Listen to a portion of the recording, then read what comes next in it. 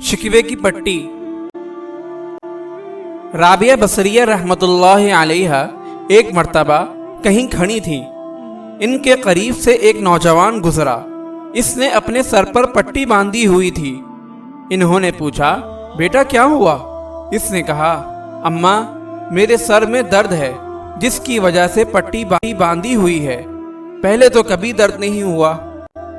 इन्होंने पूछा, बेटा तेरे सर में 30 साल तक दर्द नहीं हुआ, तूने शुक्र की पट्टी तो कभी नहीं बांधी।